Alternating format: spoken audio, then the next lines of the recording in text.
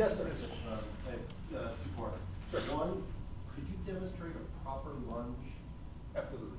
And two, do you have any thoughts on bracing for injuries or any Bracing meaning? bracing, wrapping of the knees, wrapping of wrists, elbows, etc.? All right, so the first question is the proper lunge form. Correct. Yeah. That's easy. Yeah, that's the easier. Yeah, I'll get back to the second question. So, yeah, and actually I have some videos for my website that I hope to get posted shortly that demo a lot of these exercises as well. But if I could do it for you, I can move this so everybody can see. It's the way I coach it, and this usually gets people to master it pretty quickly. The lunges starts in this position, and the checkpoints that I want you to look for are that your front foot is directly under your front knee, that your back knee is directly under your hip and shoulder. Okay, so there's a right angle here, straight line here, and then a 90-degree angle in your foot. If you start in this position on lunge, you got it mastered. That's the proper distance for your feet, which is the biggest issue for people. So from this position, then all I would do is press down on this through this heel, keeping your heel down, to stand up. I was probably a little bit off on the back there, but then just coming up and down. Okay, if you start in that position, your knee's not going to come too far forward of your toe. Go ahead. And are you going, you're not going all the way down to the floor. You are because you're very fit. You want to go as low as you can. You want to go as low as you can control the movement on all of these exercises. All right. So I don't actually want my knee to touch the ground except when I'm getting set up. Okay. But then after I'm set up, I just want to go up and down as low as I can go without slamming my knee into the ground. So you're not stepping forward. You're not doing. No, I like to do them. Just get people to do them stationary, and I actually feel like it's a little more concentrated effort in the muscle. Keeping good, solid posture upright. So, bracing, I got 15 questions to ask behind that. So that's the thing. It really depends what the injury is that you might have, or that you, if you're trying to prevent injury, really, it's really just doing the motion without the brace to help not only strengthen the primary movers, which are going to be your quadricep muscles in that case, but and also your glutes, but also it strengthens the tendons and the ligaments doing it without the brace on.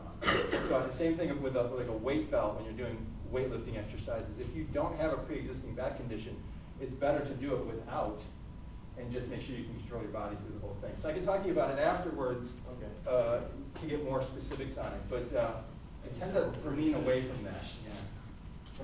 Yes? I have a question, because I always do walking lunges. Yeah. I start at one side, go to the other, Great. go back, go. Nothing wrong with that at all. Are you better to do them stationary? No. Okay. No. It's, I would argue which one is more, walking lunge is more advanced because you're controlling more of your body movement. Okay. Okay, so the walking lunge is absolutely fine. Okay. Okay, and I would encourage it, but just for the basic foundational exercise, do the stationary lunge. That's going to help you master it. If you go home and kind of practice that positioning and then go and do your walking lunges, you're probably guaranteed to do them a little bit better. Okay. Yes, please. You know what, I have a still bar my back. Would I able to do that when exercises? Like, can I keep my back straight, but I'm going to be able to bend like that, you think? What are your what are your exercise restrictions, I guess, is the first question. I never knew. I got it when I was like 14 years old. Okay, so that's a question that you would want to consult your physician on, Yeah. as to what restrictions I you can do would what have you for just did, I'm exercise. sure I can do that, but like the kneeling thing, I don't know if I can keep my back straight like that. Were they They're usually not acute? restrictions. My daughter is 11 and Yeah. has already had back surgery and will be continuing for another one. And, they say that you're your own, you should have no Right. restrictions, especially now you got it at 14. Yeah. It's just a matter of proper posture. Yeah, just doing things in the proper frame of mind, but it's it's always good to just check with your doctor to say, hey, don't do this specific motion. And again, without knowing the specifics of it, Exactly. I can't tell you specifically what not to do. But if you do if you do everything in a controlled fashion and within a range of motion that you're comfortable with, these exercises should be doable for you. Okay. Yes. Other than increasing your intensity, do you think it's necessary, like I'm a power walker, but I do do occasionally do the interval jog. Change your activity, like go do biking, do you think that's, you know, Yeah. necessary? So, yeah, I'm gonna direct your attention to, I didn't bring enough of these, I didn't have enough of these to bring, but in here on page like 10, I What do think, you want to do? is me, yeah, they're over by the door, and they don't have enough. But I'll send, I have, there's a link to this article online, so Jay, you can send this out maybe? Yes. Okay.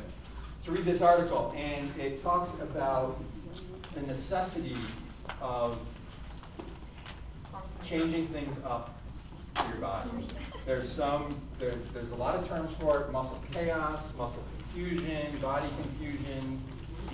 You want your body not to know what to expect. So if your current workout program is to go and do the same thing, exact same thing 3 times a week, you're gonna plateau. You get some results early and then you're gonna plateau. If you change it up, and you can change it up every single workout, okay, you will see results. Yeah, because you can get into a rut, mentally and physically doing Right, the but same of course, thing. if I now start doing the electrical trainer, I can do the treadmill for an hour, I'm not gonna be able to do that for an hour, like, so. Well, do it till you can. Yeah. How about that? Right, That's yeah, true. yeah. Okay, and No, then I can did do this, treadmill. I did this all the time, like, I know some serious triathletes. I know people who travel all over the East Coast and win their age group in triathlons, right? And I take them into a weight workout, and they're like, oh my God, I'm done. Because it's different than what they do all the time. And then I take my muscle heads out for a bike ride, and you think they can't even breathe because they're doing something different. Yeah. So what I like to do is touch everything, you know, do everything. Yeah, I belong to a swim club, and we walk back and forth in the pool. Everybody says that's good. Mhm. Yeah. Yeah, that's great because it adds some resistance to your walking. It cushions the blow on your Yeah. joints. It's yeah, you can do a lot of great things you can do in water. Yeah, if you've got it available.